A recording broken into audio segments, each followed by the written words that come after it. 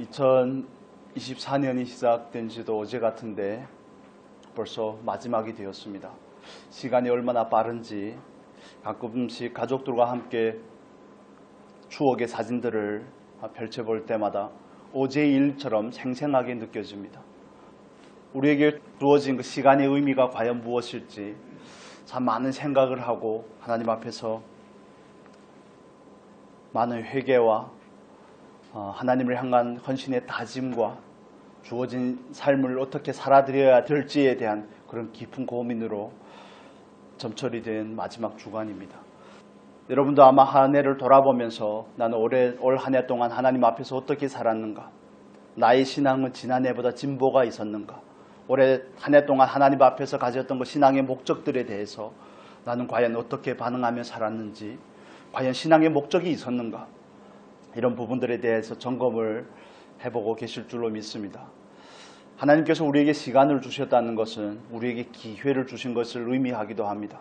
그런데 우리에게 주신 그 기회의 날들이 정말 과연 우리에게 기회로 주어지는지, 그 기회의 날들이 우리에게 과연 하나님 앞에 더 온전해지고 하늘에 계신 너희 아버지의 온전하심과 같이 너희도 온전하라는 그 말씀을 따라서 날마다 진보되어 가는 그 기회가 되는지에 대해서 우리가 깊은 생각을 해볼 필요가 있습니다. 우리는 흔히 시작이 반이다 뭐 이런 표현을 하지 않습니까? 시작이 반이다. 무슨 일이든지 시작하기가 어렵지 시작만 하면 어떻게 시작만 해서 하다 보면 그래도 결과가 있을 것이라고 생각을 하고, 그래서 시작에 관한 그런 표현들을 많이 씁니다. 천리길도 뭐라고요?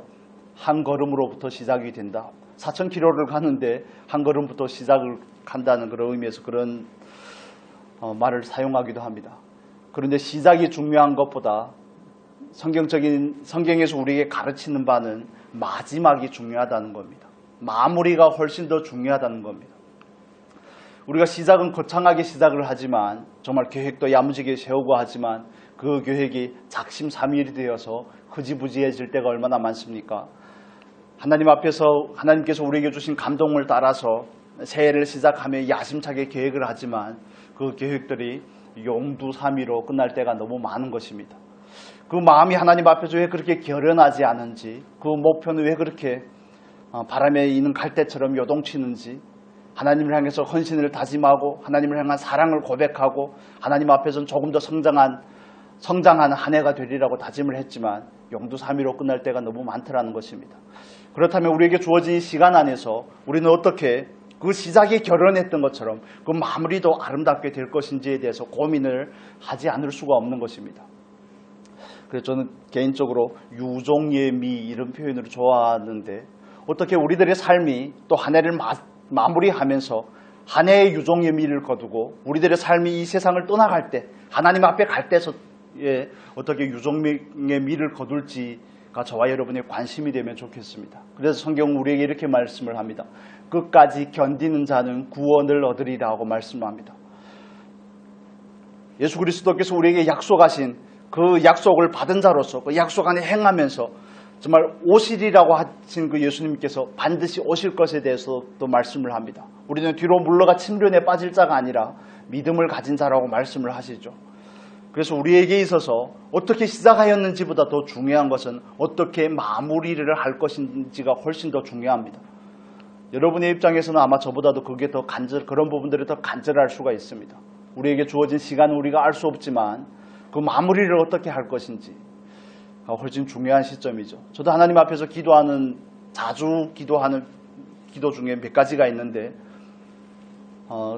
첫 번째는 하나님, 평생 동안 하나님의 은혜 안에 살게 하여 주옵소서. 늘 하나님의 은혜가 필요한 사람이 되게 해 주십시오. 왜냐하면 은혜가 없으면 아무것도 안 된다는 사실이 점점 더 신앙생활을 하면 할수록 그게 더 깊이 다가오기 때문에 그렇습니다. 뭐 철없을 때야, 하나님을 잘 모를 때야 자기의 그런 욕망에 가득 차서 자기 확신에 가득 차서 압축거릴 때가 있었지만, 그러나 신앙생활을 하다 보면 은혜 아니면 안 되겠구나 하는 그 생각 때문에 하나님 언제든지 하나님의 은혜 안에서 살게 해주시고 그 은혜가 마르지 않게 하여 주옵소서. 늘 은혜를 필요로 하는 사람이 되게 해주십시오 하는 이 기도를 가끔씩 합니다. 그 다음에 자주 하는 기도 중에 한 가지는 주님, 목회가 되었던 하나님을 섬기는 사역이 되었던 삶이 되었던 마지막에 아름답게 해주십시오. 처음에는 정말 호기롭게 시작을 하다가 야심차게 시작을 하다가 마지막 마무리를 잘못해서 하나님이 교회와 나라와 주의 백성들에게 많은 피해를 끼치는 분들을 보지 않습니까? 주변에서도 심심찮게 보여집니다. 정말 신학교를 졸업하고 목회 현장에 뛰어들 때는 그 마음이 정말 얼마나 활활 타오르는지 모릅니다. 그런데 목회 현장이 별로 녹록지가 않고 설교는 그렇게 많이 하는데 성도님들은 잘 바뀌는 것 같지 않고 수많은 좌절들이 오면서 하나님을 향한 그 부르심에 있어서도 흔들리게 되고 그 처음에 가진 그 일편단심도 잃어버리게 되는 것입니다. 그러다 보면 언젠가는 그 진리의 정도에서 벗어나가 있고 그 마무리가 아름답지 못한 경우들을 많이 보죠. 그렇다면 우리는 어떻게 마무리를 아름답게 하고 끝이 아름다운 사람이 될 것인지 오늘 요셉의 삶을 통해서 우리가 살펴보기를 원합니다. 여러분도 그러면 좋지 않겠습니까? 어떻게 하면 마무리가 잘 될 것인가? 성경에는 수많은 사람들을 우리에게 보여줍니다. 정말 시작은 거창했으나 마무리가 별로 아름답지 못한 사람들의 대표적인 예가 솔로몬입니다. 아버지의 후광을 입어서 하나님의 은혜로 여디디아라는 하나님의 사랑을 입은 자로서 아버지의 왕위를 자격도 없는 자가 그 왕위를 물려받아서 정말 처음에는 좋은 왕이었던 것처럼 보이지만 그러나 하나님보다 여인들을 더 사랑함으로 하나님보다 세상을 더 사랑함으로 솔로몬이 그 최후는 비참한 최후를 맞이하게 됩니다. 정말 많은 처첩들을 두고 그 처첩들의 마음에 들게 하기 위해서 하나님은 그에게 2번이나 나타나 그를 권면하지만 그러나 솔로몬은 하나님의 그 권면과 그 말씀과 교훈에는 뒷전이고 늘 자기의 욕망에 충실한 삶을 살아가다 보니 그의 삶은 정말 용두사미로 끝난 인생이 되는 것입니다. 사울과 같은 예가 또 있죠.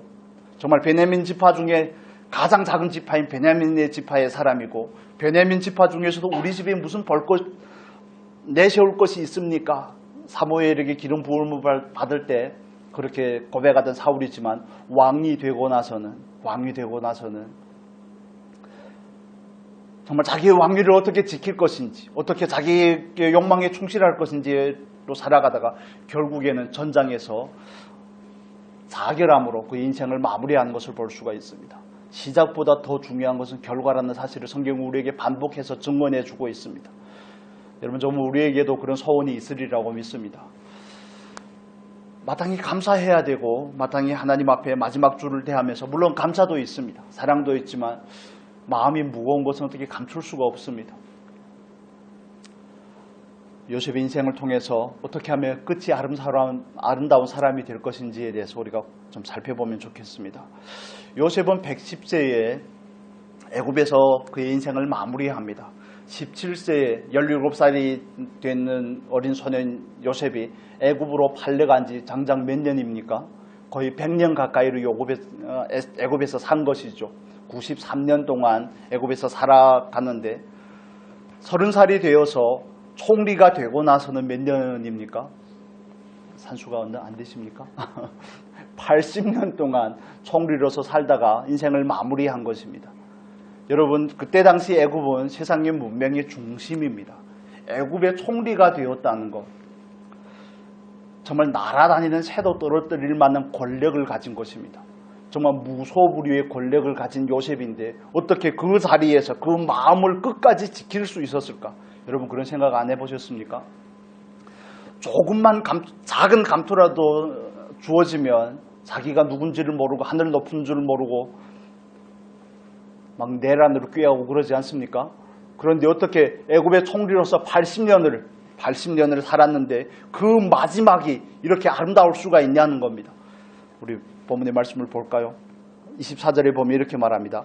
요셉이 그의 형제들에게 이르되 나는 죽을 것이나 하나님의 당신들을 돌보시고 당신들을 이 땅에서 인도하여 내사 아브라함과 이삭과 야곱에게 맹세하신 땅에 이르게 하시리라 하고 요셉의 그 형제들보다 먼저 돌아갔다는 사실을 우리에게 말씀해 주고 있습니다. 그리고 25절에 보면 요셉이 또 이스라엘 자손에게 말합니다. 형제들에게 부탁을 하고 또 이스라엘 전이 또라는 표현이 너무 은혜가 되었는데 또 이스라엘 자손에게 맹세시켜 이르기를 하나님이 반드시 당신들을 돌보시리라. 당신들이 여기서 내 해골을 메고 올라가겠다 하라고 맹세를 받습니다. 총리로서 80년이라는 시간을 살아갔는데 그 삶 가운데서 어떻게 그 마음을 지킬 수 있었을지가 제게는 큰 묵상의 줄거리가 되었습니다. 그럴 수 있을까? 그러면서 많은 가설들을 세워보는 겁니다. 스스로를 향해서 내가 어느 날 갑자기 로또를 샀는데 50억짜리 로또가 맞았다 그러면 나는 목회를 계속 할 수 있을까? 와이프한테도 그렇게 물어본 적이 있습니다. 우리가 어느 날 로또를 샀는데 갑자기 100억이 당첨이 되었다면 목회를 계속 할까? 그러면 와이프가 저보다 좀 나은 것 같아요. 당연하지 이렇게 얘기를 하더라고요. 저는 아마 고민을 할 것 같은데 그렇습니다. 여러분은 그렇지 않습니까? 사람이 그냥 탈변을 할 겁니다. 황골탈퇴가 할 겁니다. 무엇부터 바꿀까? 남성분들은 무엇부터 바꿀까? 집을 바꿀까? 차를 바꿀까? 폰을 바꿀까? 뭐 많은 것들이 있지 않습니까? 내가 좋아하는 것, 전자기기부터 그냥 처음부터 마지막까지 쫙 제일 좋은 것으로 바꾸고. 하나님 앞에서 이런 주어진 삶에 대해서 나에게 조금만 더 은혜를 주고 내가 원하는 것을 하나님께서 채워주신다면 아마 하나님 앞에서 지금 정도의 마음을 지키는 것도 쉽지 않을 것이라는 생각이 드는데 요셉은 어떻게 그 마음을 끝까지 지킬 수 있었을까? 또 그 유언으로 형제들에게 또 이스라엘 자손들에게 하나님의 약속의 말씀을 근거로 하여 이렇게 부탁을 할 수가 있을까? 결국 가나안 땅에 출애굽한 이스라엘 백성들 중에 가나안 땅에 들어간 사람은 3사람이죠. 그렇지 않습니까? 광야에서 태어난 세대, 20살 이전의 세대를 제외하고는 아론이 아니라 여호수아와 누굽니까? 갈렙과 그 다음에 요셉이 들어가게 됩니다. 과연 요셉은 하나님의 그 약속이 얼마나 신실한지를 아는 사람이었습니다. 그래서 그의 마지막까지 하나님을 향한 그 소망을 잃어버리지 않고 있었다는 것을 우리는 볼 수가 있습니다. 여러분은 하나님의 나라를 향한 소망이 있습니까? 그 소망이 내 안에 있는지를 점검을 해볼 필요가 있습니다. 소망이 있다는 것은 우리에게 내적인 증거로 나타나는데 구원의 확신으로 나타납니다. 대개 구원의 확신이 없는 분들은 거의 보면 아직 구원을 못 받았든지 아니면 그 안에서 그게 희미하기 때문에 그렇습니다. 여러분 스스로에게 물어보시기를 바랍니다. 나는 과연 구원의 확신이 있는가? 내가 이 장막집을 벗어나서 삶의 종점에 다다랐을 때 나는 하나님의 나라에 갈 것이라는 것을 확신하고 있는가? 하나님의 나라에 들어갈 주님과 함께 낙원에서 거하며 낙원에서 쉬다가 영원 천국으로 인도될 것이라는 그 소망과 확신을 가지고 있는지를 스스로에게 물어봐야 되는 부분입니다. 우리는 신앙생활을 하는 것입니다. 우리는 교회 생활을 하는 것이 아닙니다. 종교 생활을 하는 것은 더더욱 아니죠. 우리는 하나님 앞에서 하늘의 소망을 가진 자로서 살아가는 겁니다. 그래서 그 요셉의 소망의 뚜렷함은 그의 삶이 80년 동안이나 권력의 정점에 있었지만 마음이 흐트러지지 않은 굉장히 중요한 요소가 되는 겁니다. 소망이 있는 사람은 오늘 하루를 절대 허투루 살 수가 없습니다. 때론 저 스스로를 바라보면서 삶이 자꾸 흐트러지는 것을 볼 때 소망이 희미해졌음을 봅니다. 소망이 없는 게 아닙니다. 소망이 있는데 그 확고한 소망보다 지금 더 중요한 것이 있더라는 겁니다. 때로는 돈이 되었든지 때로는 명예가 되었든지 여러분의 삶 가운데서도 그렇지 않습니까? 정말 그 소망이 확고하다면 모든 삶이 그 소망을 향하여서 정렬하여 서 있을 텐데 오늘 우리의 모든 선택이 이 선택을 하는 것이 과연 소망에 부합한가 이렇게 생각을 하지 않겠습니까? 요셉은 하나님 앞에서 살아가는 사람이기 때문에 그는 하나님께서 주신 꿈을 가지고 살았기 때문에 그의 일생도 마찬가지입니다. 보디발의 아내가 매일 와서 요셉을 유혹할 때 누가 그 유혹을 견딜 수가 있겠습니까? 요셉이 견딜 수 있는 이유가 뭡니까? 하나님이 그와 함께 하시기 때문에 그렇습니다. 그는 하나님 앞에서 살아가는 사람이기 때문에 그렇습니다. 그래서 요셉은 그 삶이 소망 안에서 점철이 되어 있음을 볼 수가 있습니다. 우리는 스스로에게 이런 질문을 해볼 필요가 있습니다. 나는 과연 하늘의 소망을 가지고 있는가? 하늘의 소망을 가지고 있다면 오늘 이렇게 사는 것이 합당한가? 이런 질문을 가져봐야 되는 겁니다. 나에게 주어진 시간, 우리가 지난번에 나누었던 것처럼 주어진 시간은 아무도 알 수가 없죠.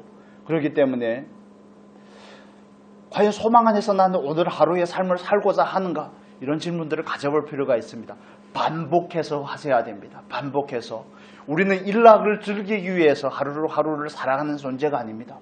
우리는 그 영원한 나라를 향해서 소망하며 달려가는 사람인 줄로 믿습니다.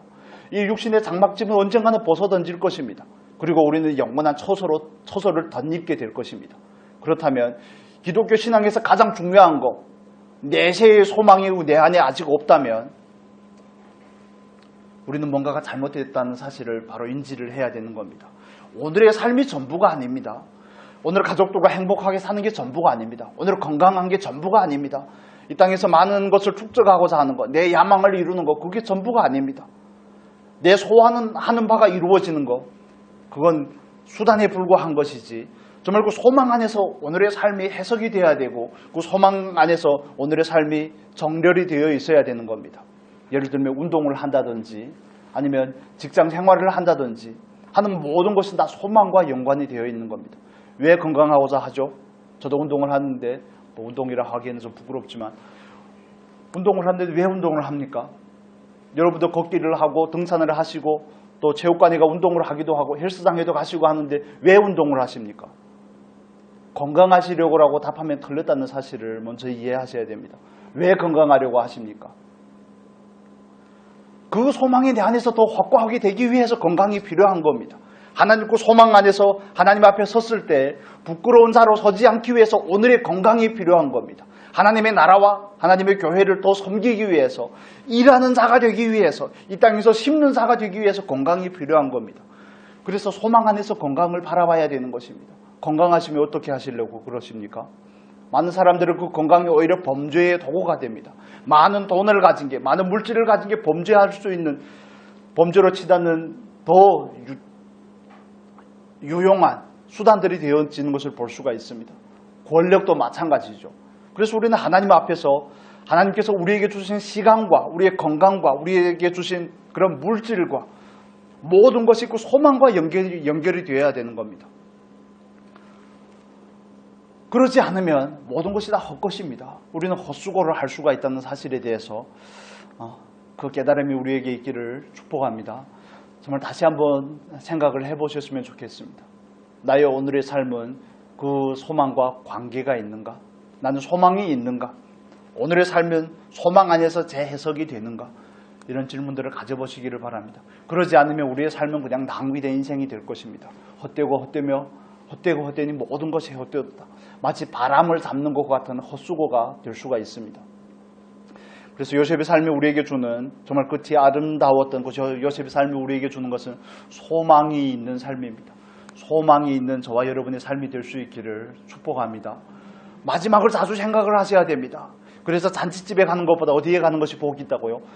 초상집에 가는 사람이 복이 있다고 성경 우리에게 가르쳐주고 있습니다. 왜냐하면 마지막을 생각하고 살아야 되는 것입니다. 오늘 떵떵거리며 산다고 해서 내일이 보장이 되는 것이 아닙니다. 우리는 대기업을 믿는 게 아닙니다. 많은 수입을 믿는 게 아닙니다. 내 건강을 믿는 것 더더욱 아니죠. 우리는 오직 하나님을 바라보면서 이 땅을 오늘을 살고 또 영원한 하나님을 바라보면서 그 나라를 사모하면서 나아가는 존재가 저와 여러분이라는 사실을 믿으시기를 바랍니다. 세상의 풍조에 휘둘리시면 안 됩니다. 우리가 이 땅에서 부귀 영화를 누려본다 할지라도 요셉보다 더 하겠습니까? 요셉도 그 마음을 지키는데 우리도 그 마음을 지켜야 되지 않겠습니까?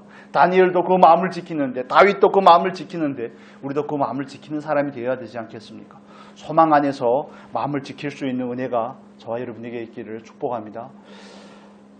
정말 주님 앞에 섰을 때 아름다웠으면 좋겠습니다. 생을 마무리할 때 주님 부족하지만 그래도 하나님의 말씀 안에서 살기를 힘썼습니다. 이 고백이 저와 여러분의 고백이 되었으면 좋겠습니다.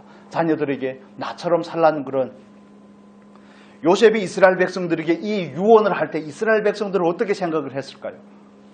그걸 우리는 생각해 볼 필요가 있습니다. 총리로 80년을 살았는데 이런 유언을 한다고? 우리 말씀을 잠깐 볼까요? 출애굽기의 말씀을 보겠습니다. 출애굽기 13장의 말씀을 보겠습니다. 13장 19절의 말씀입니다.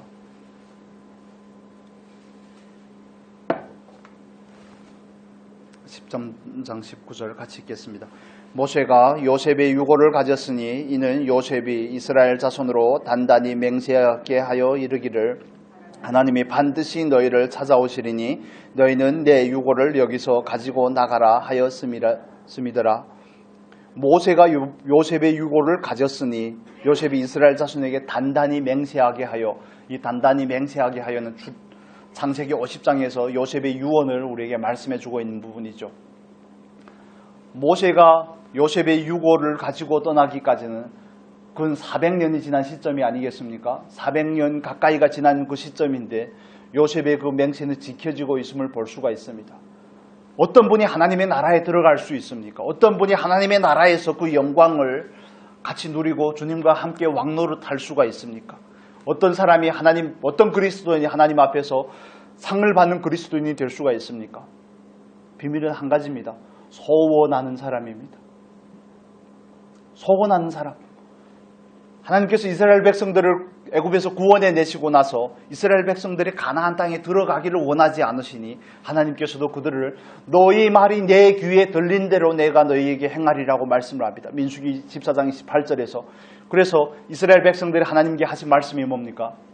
말이 뭡니까? 그 원망과 불평의 말이 뭡니까? 한 장관을 세워서 애굽으로 돌아가자.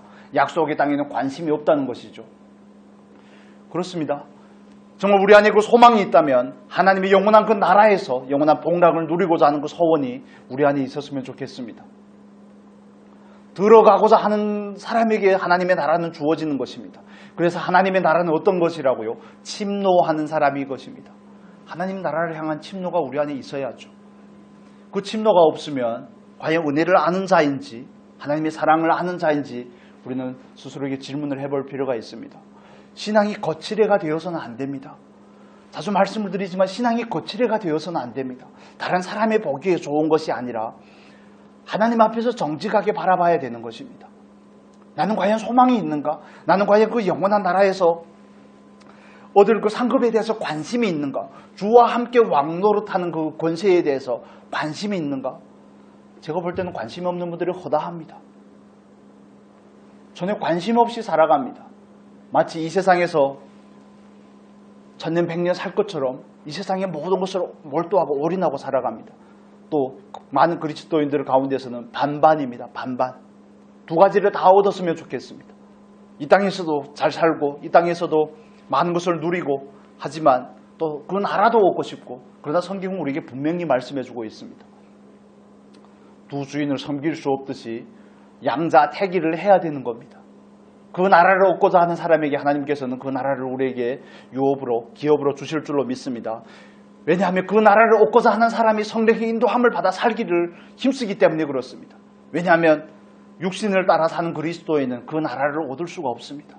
그 나라에 들어가서 주님과 함께 그 영광을 누릴 수가 없습니다.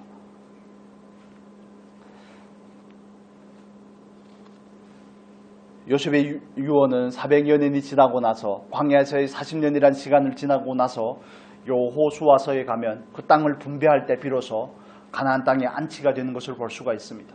그 많은 세월이 지나왔음에도 불구하고 그 소원이 지켜지는 것입니다. 하나님께서 지켜지게 하신 것인 줄로 믿습니다. 애굽에서 살지만, 애굽에서 총리로 살지만, 그러나 그가 늘 원하는 것은 어디입니까? 가나안입니다. 그 약속의 땅입니다. 그 조상이 그 무덤에 묻히는 것이 그의 소원입니다. 아브라함의 헷족 속에서 산 그 땅, 막벨라굴에 묻히는 것이 그의 소원이었던 것이죠. 모든 이스라엘 백성들이 그걸 소원해야 되는 것이었던 것처럼 모든 그리스도인이 소원하는 바도 그것이어야 되는 겁니다. 영원한 나라에서 나의 처지가 어떨 것인지, 그게 정말 이 땅에서 성공한 사람의 복된 삶이 아니겠습니까? 그런 사람이 성공한 사람입니다.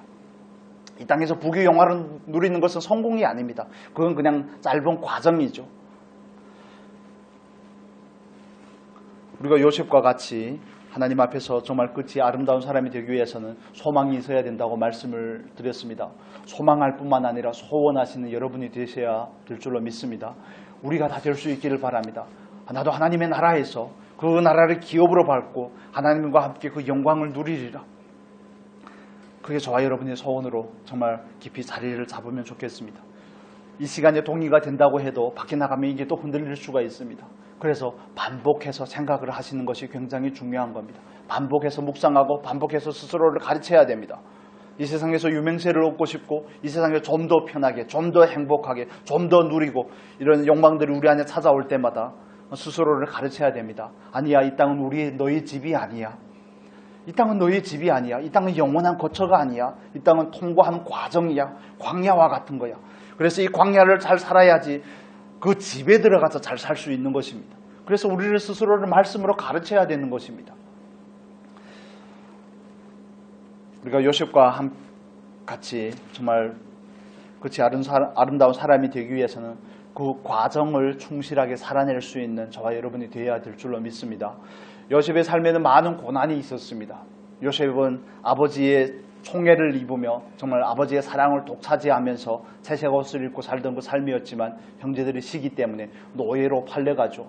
그러나 그의 모든 전생애를 돌이켜서 볼 때 그는 성경 우리에게 뭐라고 말합니까? 하나님께서 그와 함께 하셨더라. 요셉이 80년 동안 총리로서 살면서 그 마음이 변하지 않았던 이유, 요셉이 신앙이 대단해서가 아니라는 것을 말씀을 드리려고 하는 겁니다. 하나님이 함께하는 사람이었기 때문에 그게 가능한 것입니다. 요셉이 가능하다면 저와 여러분도 가능할 줄로 믿습니다. 그래서 우리가 늘 구해야 되는 것은 하나님의 동행하심입니다. 하나님의 함께하심. 세상 끝날까지 우리와 함께 하시리라고 말씀하셨던 그 주님의 약속이 저와 여러분의 삶에 늘기를 소원합니다. 주님, 오늘도 나와 함께 하여 주옵소서. 함께 하심이 왜 그렇게 중요한지 여러분 이해를 하실 수 있기를 바랍니다. 주님께서 우리에게 함께 하시면 우리가 곁길로 엇나갈 때마다 우리 안에 계시는 성령께서 우리를 일깨워 주십니다. 우리를 다시 회개의 자리로 인도하고 회개의 자리에서 우리는 우리의 삶을 다시 수정하고 방향과 목적을 다시 수정하고 그래서 주님 앞으로 다시 돌아올 수 있기 때문에 그렇습니다. 탕자가 아버지 집에 돌아오게 된 거, 탕자가 대단해서 그런 게 아닙니다. 그거 고생해서 그런 게 아닙니다. 하나님께서 그에게 은혜를 주셨기 때문에 그렇습니다. 그래서 우리에게 필요한 건 늘 하나님과 함께하는 삶입니다. 오늘 하루로 살면서 어떻게 하나님의 임재 안에서 하나님과 함께 살 것인지, 그래서 좋은 결과를 얻기 위해서는 좋은 과정이 필요한 겁니다. 어느 날 갑자기 하늘에서 뚝 떨어지는 결과가 아닙니다. 세월이 축적이 되는 것이죠. 하루하루의 삶이 축적이 되어서 그 삶이 우리에게 결과로 선물로 우리에게 나타나게 되는 겁니다. 두 번째 주제로 소원하라고 말씀을 드렸지만 소원한다고 다 되는 게 아니라는 사실에 대해서 우리는 또 깨달을 필요가 있습니다. 원한다고 다 되는 것이 아닙니다. 과정 가운데서 마땅한 그 절차를 겪어야 되는 겁니다.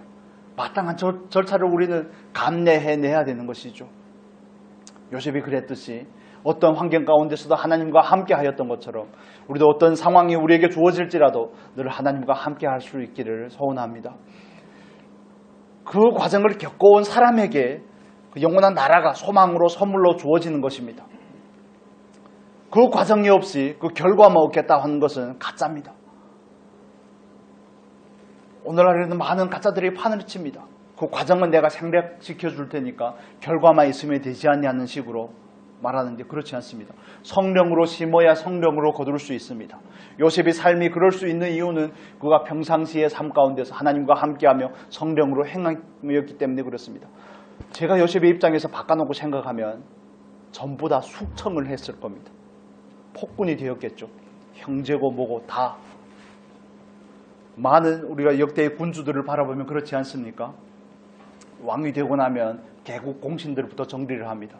그리고 자기 정적들부터 정리를 하고요. 여러분, 우리가 세종대왕을 많이 존경하는데 세종대왕이 될 수 있었던 이유가 어디에 있습니까? 그 아비에게 있었습니다. 아비가 모든 사람들을 정리해 놨기 때문에 태평성대를 이룰 수가 있는 것입니다. 여러분, 왕이 돼도 잘 섬길 것 같이 보이네요. 권력이 주어지면 바로 변신이 됩니다. 권력이 얼마나 무서운 것인지 모릅니다. 그 감투가 뭐라고 정말 하늘 높은 줄을 모르고. 그런데 요셉이 정말 변하지 않는 이유는 하나님과 늘 함께하는 삶이었기 때문에 가능하다고 이해가 됩니다. 그리고 요셉에게서 또 한 가지 살펴볼 수 있는 거, 우리 위에 말씀 한번 보겠습니다. 창세기 50장 19절에서 21절의 말씀을 보겠습니다. 창세기 50장 19절에서 21절 우리 같이 읽겠습니다.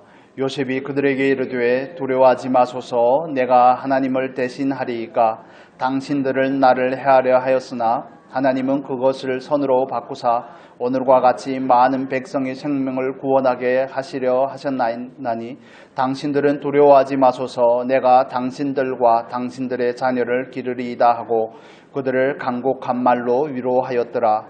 아멘. 형제들은 요셉을 아직도 오해하고 있는 겁니다.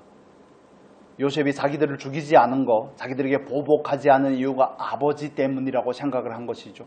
그래서 아버지 요셉이 돌아가시고 야곱이 돌아가고 나서 요셉에게 형들은 찾아와서 우리를 용서해 주라고 그럽니다. 요셉이 어떤 사람인지를 잘 모르는 것입니다. 그래서 요셉이 여기에서 이렇게 우리가 방금 읽은 말처럼 17절에 보면 요셉이 형들의 말을 들을 때 울었더라고 말합니다. 어떻게 내 마음 그렇게 못 알아주냐. 나는 그런 사람이 아니고 하나님 앞에서 하나님의 뜻과 하나님의 그 경륜에 관심 있는 사람이라는 것을 우리가 볼 수 있습니다. 요셉의 생애가 어떻게 되었는지 우리는 너무나 잘 알기 때문에 요셉의 삶 가운데서 또 변하지 않는 초점은 뭡니까? 그는 하나님의 구속사 가운데서 자기의 위치를 이해했다는 겁니다. 내가 맡았던 그 역할이 무엇인지, 나는 애굽의 총리로서 권세를 누리는 것이 나에게 목적이 된 것이 아니라 총리로서 하나님의 나라의 그 구속사가 이루어지는데 일조해야 되는 것이 내 역할이라는 사실을 안 것입니다. 여러분은 그 사실에 대해서 얼마나 알고 계십니까? 하나님께서 우리를 이 자리로 부르고 하나님의 자녀로 부르고 하나님께서 나를 통해서 하시고자 하는 일이 있다는 사실을 여러분은 얼마나 아십니까? 우리에게 보편적으로 주어진 것은 어떻게 하나님께서 우리에게 주신 그 선한 영향력을 끼칠 것인가 하는 것은 보편적으로 모든 그리스도인에게 주어진 사명입니다. 어떻게 제자로 살아갈 것인지, 어떻게 증인으로 살아갈 것인지, 어떻게 신앙을 다음 세대에게 전수해 줄 것인지, 나도 바르게 서지 못하면 전수할 것도 없지 않겠습니까? 자녀들에게. 그래서 우리가 하나님 앞에서 요셉을 통해서 또 볼 수 있는 그 부분은 요셉은 하나님의 구속사 안에서 자기의 삶을 이해한 것입니다. 하나님께서 나를 부르신 그 부르심의 목적이 무엇인지를 이해한 사람입니다. 그 부르심이 명확하지 않으면 총리가 되면 절대 그렇게 마음을 지킬 수가 없습니다. 마무리도 아름답게 할 수가 없습니다. 여러분, 하나님께서 우리를 부르신 사실을 여러분 믿으십니까? 부르셨다면 그 부르심의 목적이 있다는 사실도 여러분 믿으시기를 축복합니다. 부르심의 목적에 합당하게 사는 것, 그게 우리가 저와 여러분이 이 땅을 살아내야 될 이유이고 목적입니다. 존재의 의미이죠. 각자를 향한 그 뚜렷한 그 비전이 없을 수는 있습니다. 정확하게 이해되지 않을 수는 있지만 우리에게 주어진 보편적인 목적이 있습니다. 그러면 그 보편적인 목적 안에서라도 우리의 삶을 돌아봐야 되는 것입니다. 너희가 전에는 백성이 아니는 이제는 백성이 되었다는 사실, 너희가 전에는 긍휼을 얻지 못하였던 이제는 긍휼을 얻은 백성이 되었다고 베드로전서 2장 10절은 우리에게 말씀해 줍니다. 그래서 긍휼을 얻은 이유가 뭡니까? 너희를 죄 가운데서 인도하여 그 기이한 빛에 들어가게 하신 이의 아름다운 떡을 선전하기 위함이라고 말씀을 하죠. 즉 우리는 하나님을 드러내기 위해서 이 땅을 살아가는 겁니다. 요셉은 요셉의 자리에서 요셉의 역할과 직분을 따라서 그 역할을 충실하게 드러내는 것이고 우리는 우리의 삶의 자리에서 하나님을 드러내는 것입니다. 그래서 한마디로 정리하면 우리의 삶의 목적은 하나님의 영광인 것입니다. 구속사라는 그 틀 안에서, 그 삶 안에서, 우리의 전체 생애 가운데서 우리는 어떻게 하나님을 드러낼 것인지, 하나님을 표현할 것인지, 하나님을 다른 사람에게 나눠줄 것인지가 저와 여러분에게 과제가 되어야 됩니다. 그 목적을 향해 사는 사람은 그 목적에 치중하기 때문에 다른 것에 견눈질할 여유가 없는 것입니다. 어떻게 하나님의 뜻을 따라서 살 것이며 어떻게 그 영원한 소망 가운데서 칭찬받는 자로 세워질 것인지, 이 모든 것은 다 연결이 되는 것이 아니겠습니까? 여러분, 하나님께서 여러분 불렀다는 사실을 아십니까? 그렇다면 그 부르심에 반드시 목적이 있다는 사실을, 나를 세울 뿐만 아니라 나를 통하여 다른 사람을 세우기를 원하는 하나님의 목적이 있다는 사실을 깨달아야 될 줄로 믿습니다. 그냥 교회를 왔다 가는 것이 신앙생활이 아닙니다. 어떻게 나를 통하여 다른 사람에게 예수를 나눠줄까? 은과 금은 내게 없지만 내게 있는 것으로 너에게 주니, 뭐라고요? 나사렛 예수 그리스도의 이름으로 일어나 걸으라고 말씀하던 베드로와 요한을 우리가 봅니다. 우리도 그래야 되지 않겠습니까? 우리도 다른 사람에게 예수를 나눠줄 수 있는 사람이 될 수 있기를 바랍니다. 우리의 삶 가운데서 정말 하나님께서 나를 부르신 그 부르심 안에서 어떻게 설지, 어떻게 섬길지가 저와 여러분의 삶의 목적이 되면 좋겠습니다. 너무 많은 것에 곁눈질하지 마시고 오롯이 그 목적에 집중하실 수 있으면 좋겠습니다. 그 목적을 늘 점검하십시오. 그 방향성을 늘 분별해 보십시오. 방향이 맞는가? 목적이 확실한가? 나는 또 다른 것에 곁눈질하고 있는 것이 아닌가? 그게 하나님께서 저와 여러분에게 시간을 주신 의미입니다. 2024년에서 2025년으로 지나가는 거 별로 아무것도 아닐 수가 있습니다. 그냥 날들의 연속이죠. 그렇지만 그 시간이 우리에게 의미를 가지는 이유는 하나님께서 우리에게 기회를 주심입니다. 그 시간이 우리에게 의미를 가지는 이유는 우리로 하여금 중간 점검이 필요하다는 사실을 우리에게 일깨워 주는 겁니다. 하루를 마무리하며 저녁에 점검을 하시기를 바랍니다. 점심에 한번 점검을 하는 것도 굉장히 유익이 됩니다. 쉬는 시간에 점검하는 것도 유익이 됩니다. 아침을 시작할 때뿐만 아니라 아침에는 계획하고 점심과 저녁에는 점검을 하고 마무리를 하고 매듭을 짓고 또 새로운 하루를 시작하는 것, 우리가 한 해를 매듭 짓고 새롭게 한 해를 시작하는 것, 그거 굉장히 중요한 부분의 문제입니다. 여러분, 그래서 말씀을 드렸던 것처럼 우리가 점검하지 않는 이유, 삶을 그냥 사는 이유는 목표가 바르게 세워져 있지 않기 때문이라고 말씀을 드렸죠. 늘 점검하는 저와 여러분의 복된 삶이 되면 좋겠습니다. 그래서 하나님 앞에서 정말 소망이 있는 자로 마무리가 아름다운 사람으로 세워질 수 있는 우리의 복된 삶이 될 수 있기를 바랍니다. 정말 한 가지씩 우리 안에서 구체적으로 점검을 해보면 좋겠습니다.